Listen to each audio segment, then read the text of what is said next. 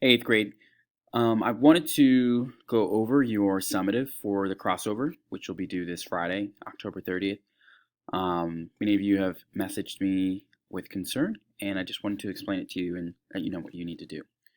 So, if you remember, in the crossover, it was a book that was called a narrative verse, which means it was a book that had poems for each page that told one story.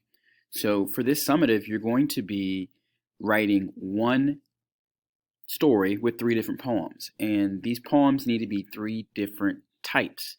So in the crossover, there are 7 types of poems used: free verse, timestamp, definition poem, list poem, so on and so forth.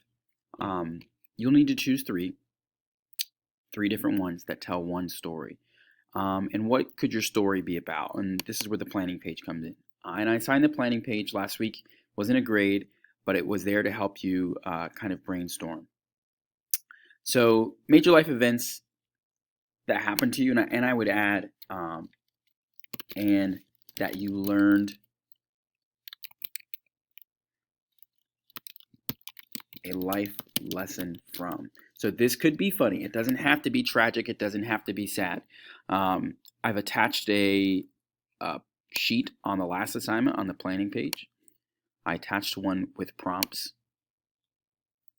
So if you are having trouble thinking of a prompt, excuse me, if you're having trouble thinking of what to write about, here are some personal narrative prompts: a favorite school memory, worst school memory, a frightening story, a story that's just between you and your friends, a family story, your first love, a success story, a personal failure, an accident, an unresolved experience, an international or national event or incident, or change the world experience. Okay, some of the stories that I was discussing in class on Friday were when I lost my first cell phone. When I lost my first cell phone and I created my own baking business as a middle schooler, selling cookies, cakes, and brownies to teachers and friends at school, and I made enough money to buy a new cell phone. All right, there's either cell phone when my friends and I almost got arrested from playing Ding Dong Ditch, right?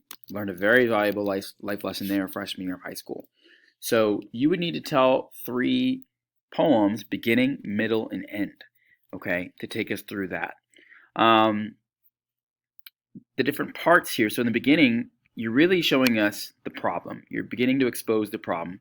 Okay, and this example poem is when my wife and I were trying to decide whether we want to have a baby or not. So here, my wife was really wanting to have a baby, so I did a list poem, and I named it 4 Symptoms of Baby Fever.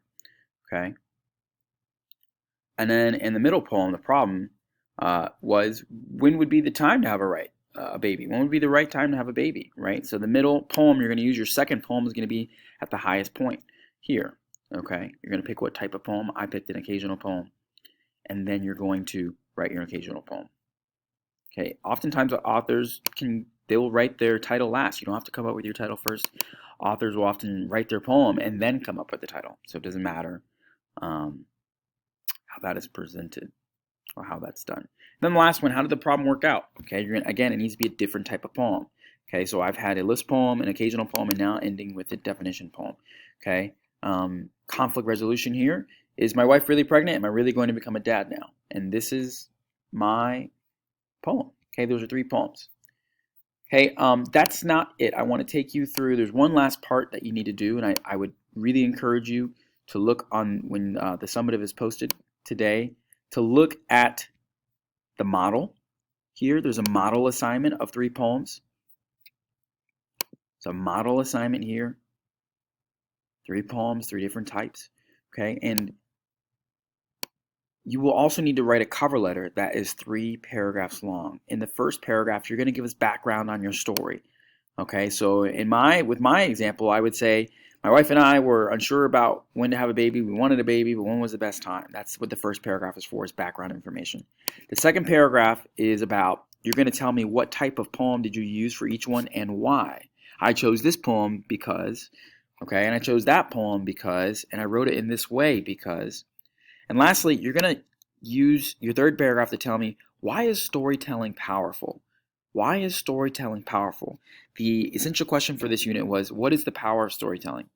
I will include a few articles on that, so it'll give you some ideas to talk about and tie in your story. Again, I highly encourage you to read this. This is an example of an A project. Okay, someone who got a 100 on this project. Okay, speaking of grades, let's go to the rubric. On the rubric here, you'll see that this rubric has many parts to it because there are many parts to this assignment. So there's a rubric for your poems. You need to have 3 distinct poems. That means 3 different poems. You need to use content and form correctly, meaning content being what your story is about and form the way it's communicated. Okay. Your poems need to follow a narrative arc. They need to follow a narrative arc, and what that means is you need to have a beginning, middle, and end. Inside the middle of the poem, you need to have the conflict at its highest point. Beginning, you're going to show us what the problem is, and at the end, the problem is going to be worked out. Okay. You need to use at least 3 poetic devices in each poem. That means similes, metaphors, hyperboles, personifications, so on and so forth. I've included a list of poetic devices attached to this assignment. Please look at that. That is right here. Okay, you'll need to use 3 in each poem in order to earn full points. Back to the rubric. Again, you'll need to use sensory language, 3 instances of sensory language in order to achieve an A in that category. The next section again is your cover letter, which will be graded by paragraph. And then lastly, you'll be graded on your performance. So for you online learners, you'll need to submit this on Flipgrid, and you will be graded on your performance and how you read your poem. Remember, with poetry, we're not reading it like a book. We're reading it with expression, with emotion, with volume. That's really, really, really important with poetry. It's not just I'm reading prose like a normal book. Okay, so I'll include a quiz this week about that, how to perform poetry, how to read poetry. And if you have any questions, please let me know. Good luck, and again, let me know if you have any concerns about this summative.